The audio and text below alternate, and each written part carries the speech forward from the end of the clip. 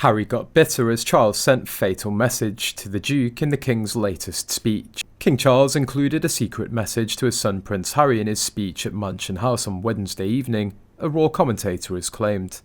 Angela Levin, who wrote Prince Harry's biography in 2018, appeared on GB News where she discussed the monarch's speech.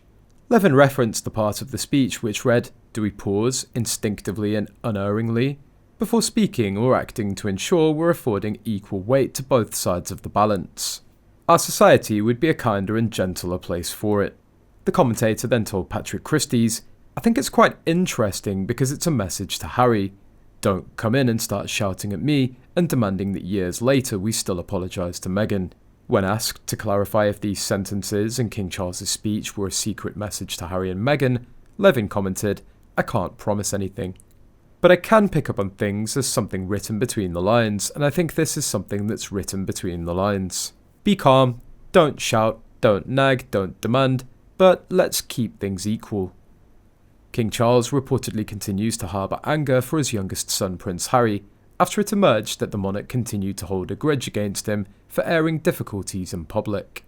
According to royal author Tom Quinn, in an interview with Daily Express US, Prince Harry's bombshell claims in his memoir Spare continued to harbour ill feelings in the monarch's heart, as the Duke of Sussex showed Queen Camilla as well as the rest of the royal family in a negative light.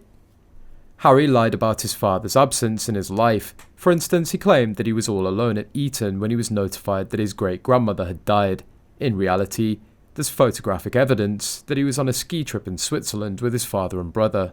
Charles was busy and not there often, but he seems to have made a lot of actual effort to make sure the boys knew they were loved, i.e. the notes on the pillows and visiting Harry at military training.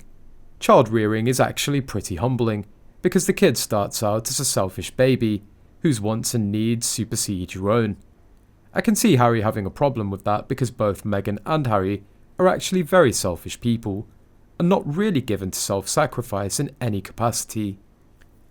The problem here is not that he's constantly complaining, but it's the fact that he wants the public to sympathise with him and justify all of his wrongdoings, which is what irks me the most.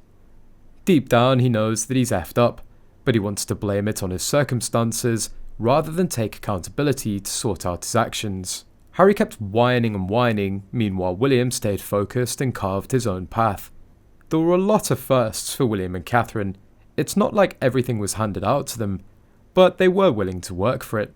The bottom line is that Harry just hasn't grown up. He's immature, self-absorbed and bitter.